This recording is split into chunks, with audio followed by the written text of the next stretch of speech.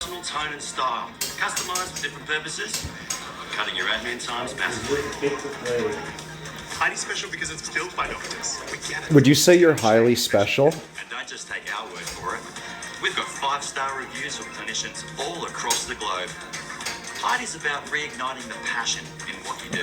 Because when the hassle of admin vanishes, what's left? People. The real reason you became a clinician. So if you want to free up your time.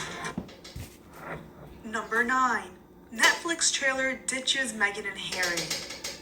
Once upon a time, Meghan and Harry's likeness was used to promote projects. That is, of course, before they flushed their credibility down the toilet.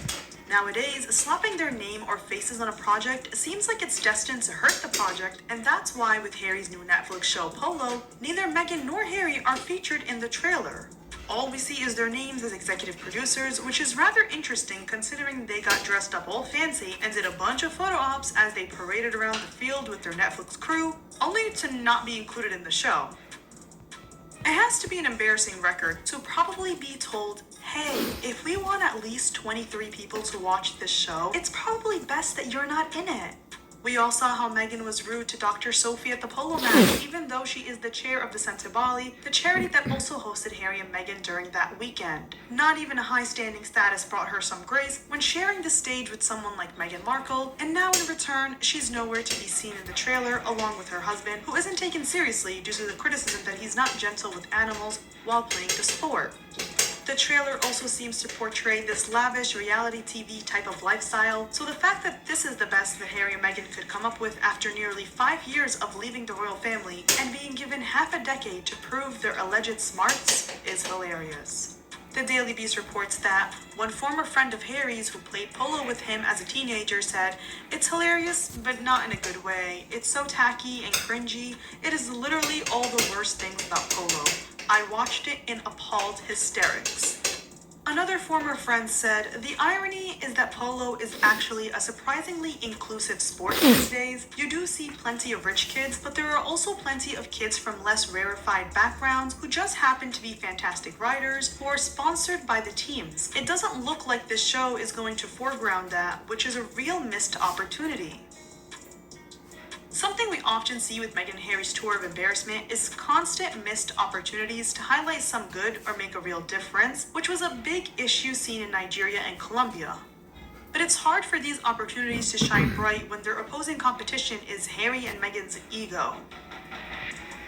A senior Hollywood executive told the Daily Beast, "This looks like it has failed to capture the imagination. They still have Meghan's cooking show to screen next year, but there is very little tolerance for pissing money away these days. It's debatable whether anyone cares about these two if they are not serving up outrageous stories about the royals. They are running out of last chances to prove that isn't so. If they can't, they could try to monetize their fame on social media. Plenty of people would still give Harry $1 million for a post."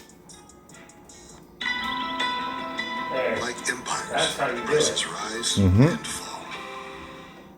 Now I've got some chocolate to eat while you're not looking. If you only list your vacation home on Airbnb, there will always be a couple of people who stay a couple of nights. But if you list that same home on Vrbo, you'll get Vrbo families who stay longer. Your dream guests await.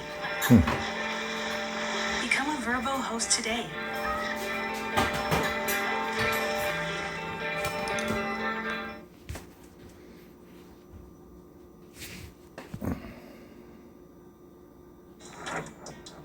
Number 8. Meghan's Thanksgiving hypocrisy.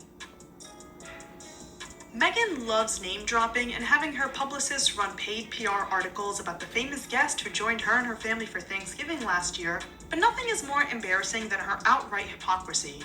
At the dinner for the Women of Southern California Welcome Project, Meghan